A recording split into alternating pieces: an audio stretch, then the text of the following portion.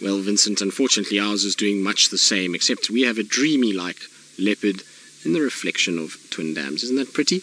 It's very nice. I quite like it. And we have a terrapin that's ruining our reflection a little bit, causing a bit of a bobbing and a bit of rippling to go. So let's see if the terrapin's going to try and go through our leopard reflection. There it goes. Swimming through. You're ruining our reflection. Oh well. Maybe he wants to sit on the leopard like the ones that were sitting on the hippo earlier. But Hosana's having a really good nap now. He's super, super relaxed. He's, I suppose, had a long hot day. It's better for him to rather just sit and take it very easy and sleep. And there we go. That's a clearer view of him.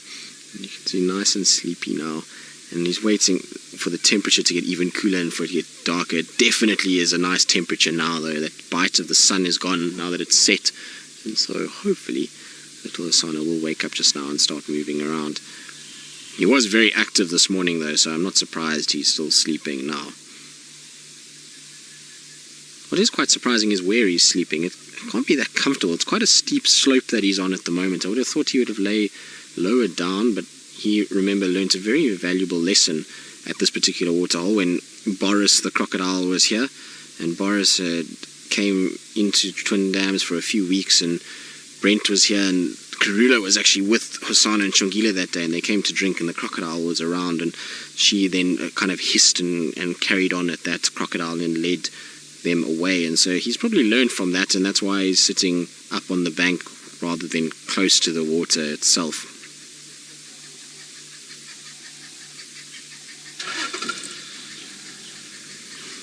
You can see even with the vehicle waking up and driving above him, he doesn't even wake up. It's amazing that you would think that he would actually pop his head up and check.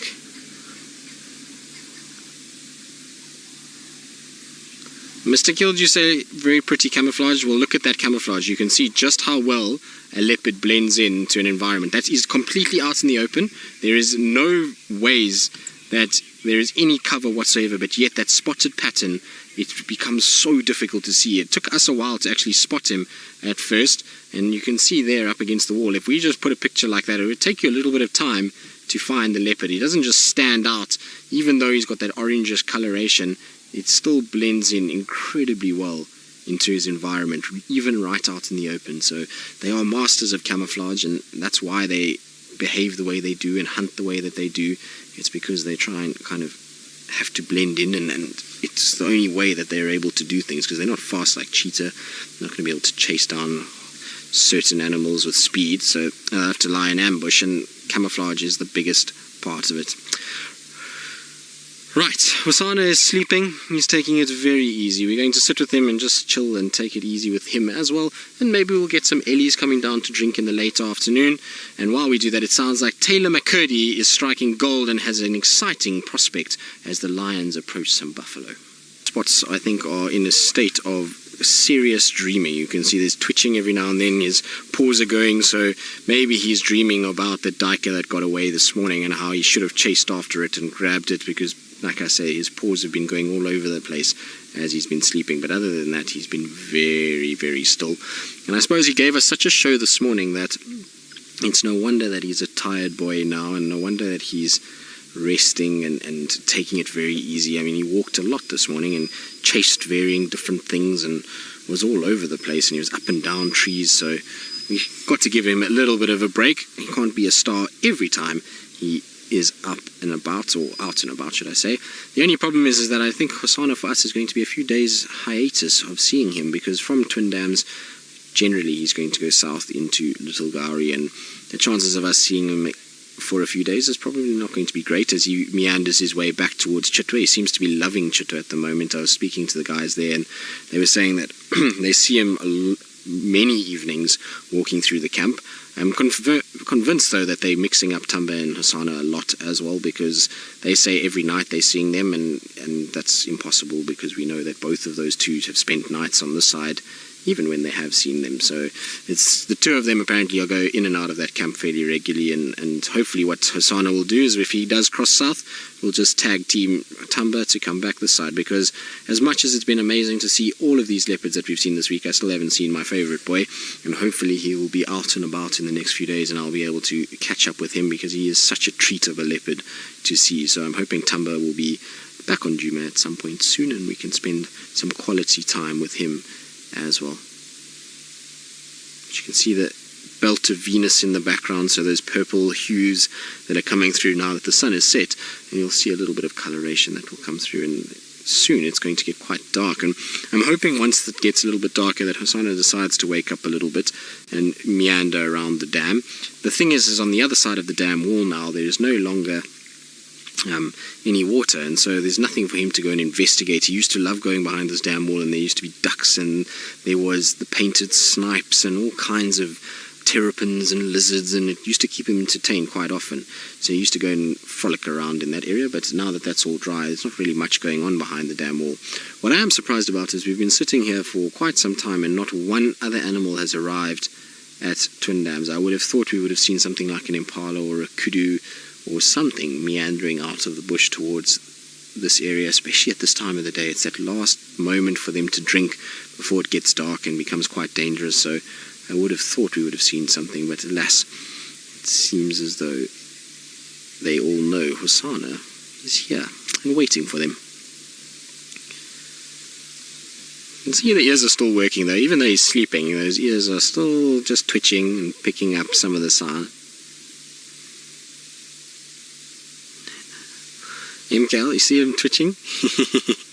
You say that he looks so soft. Well, he does look like he's got a velvet coat, doesn't he? It looks as though he would be a nice cat to cuddle with, but their fur is actually a lot more coarse than what you think. It's not as velvety as what it looks. You know, at the end of the day, they're not being groomed in parlours and brushed every day, and while they do have a rough tongue, they still kind of have dust that goes all over them, and so it's not as soft and velvety as you would think. It's a little bit bristly. It's not as bad as the lions. The lions tend to have a much more short, bristly coat than what the leopards do, but it's still not as soft as you would think. Either way, though, it is a beautiful coat that they've got. There's just the spots on a leopard are fantastic. They're the most amazing things, and it's no wonder that fashion has copied that pattern. It's such a beautiful kind of marking, and to think that that's just naturally occurring is really quite something. If you had to tell a painter to paint something like this, I don't think they would, back in the day, have come up with an idea as quite as beautiful as that. But that is one sleepy, one tired kitty, that's for sure. Impala to come over the dam wall, and that will certainly get things going. But like I say, I often have impalas here and nyalas, and I'm surprised none have been around. Maybe they've seen him already today and have caused a bit of a stir, and that's why there's nobody around and why he's sleeping. Maybe he's been chasing animals around all day during the heat and is a little bit more tired. Beautiful time of day though. It's so nice just sitting here and listening and taking in the sounds of what's going on. There's a few francolins and guinea fowl calling, and other than that, it's that time where everything starts to go nice and still, and really is the best time of day just to be sitting and enjoying nature as it is.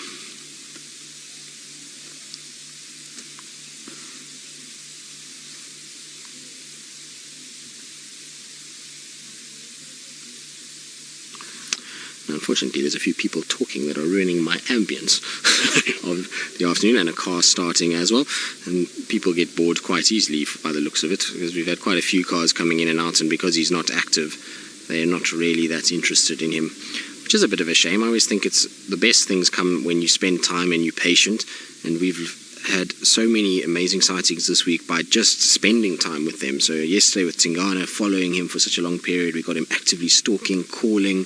There was lots of amazing moments. Hosana this morning, and had we just left him when he went down into that deep drainage and it wasn't very nice to see him, we would have missed all of those amazing things that he did with playing with the branch and stalking the duiker and all of those kind of things. So sometimes you've got to be a bit patient, and you've got to just sit and allow nature to take its course and allow them to kind of tick to their own clock.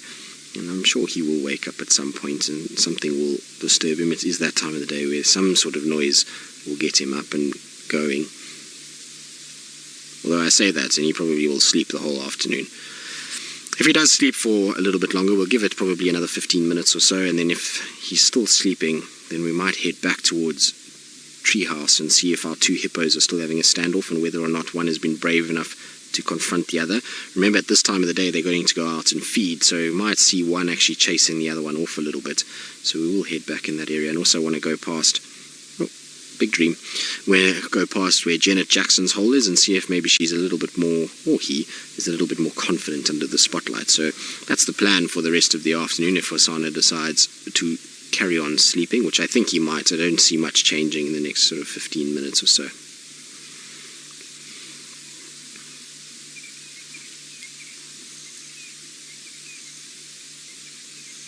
Paula, you say it makes you feel so calm just watching this. It is a beautiful scene, isn't it? It's calm, it's very placid, and he's just fast asleep, and still, even the reflection on the water now is completely still. That wind has died down. There's a few little insects that are coming off the water, so we'll have a few mayflies and varying other things. But you can see, look at the reflection of the dam wall. It's just still, and it is really peaceful, and it's almost like you can just take a big deep breath and relax and let out all the bad energy as you enjoy the scenery.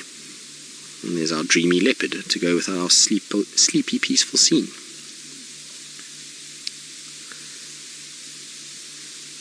Oh, movement. That's amazing. So we had a few leg stretches there. I don't think it's much movement. You can see he's just repositioned his head slightly, that it's slightly lying up a bit more.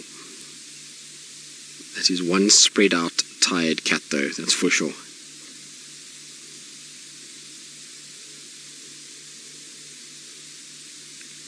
Lorena, you say a sleeping Hosana is wonderful and better than no Hosana at all. Well, I couldn't agree more with you. It's better than just driving around and seeing nothing, and always spending time with this little cat is such a pleasure. I suppose I can't call him a little cat anymore. He's now starting to get quite big, but it is always a pleasure to spend time with him. And like I say, it's been so nice. You know, I haven't really had that much time with Hosana. Every time I see him, it's normally fleeting glimpses as he's crossing over boundaries, and I actually haven't had lots of long sightings with him, so I've really enjoyed the last 2 days, and it's maybe why I've spent a lot of time going and seeing him, is because I personally haven't had as much time with him as maybe some of the other cats in this area, and so I've really enjoyed kind of just watching him go about his business. And he's a really interesting cat. He's always up to something. This afternoon he's a bit sleepy, but you know, the past few days he's been up and down trees, he's been messing around with hyenas, he's been playing with branches, so he seems to have a really little bit of a spark to him that's captivating and intriguing.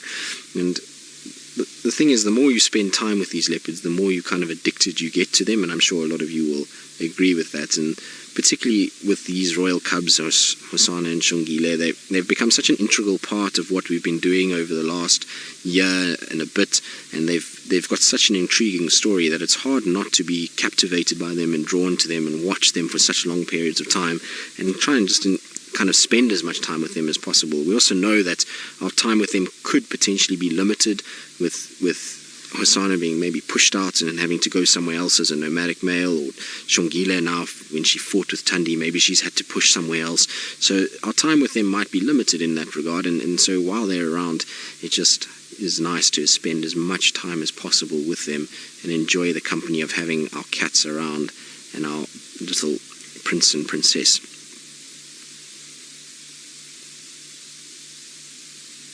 Of course, we're talking about him as though he's not here because he's sleeping. I'm sure he's listening to every word and gloating in the basking, should I say, in the limelight of being a rock star leopard in the Sabi sands. If egos were something, I think the leopards up in this part of the world would have the biggest ones, because they get shown to many people around the world, that's for sure, and found their way into the hearts of lots of them, and they've done amazing things. And it's really cool that we can sit here in the Sabi sands and show all of this to all of you guys across the world, and we can all learn about leopards together and the behavior that they have. And it amazes me how each leopard has this uniqueness about them, that they all do different things, they all have a different way about them, they all display slightly different behavior, and we've learned so much from all of these live drives over the past number of years and from all the different presenters, and we've seen so many intriguing moments that are not well documented, that it's really a treat that we get to spend time like this with leopards and such quality time for long periods.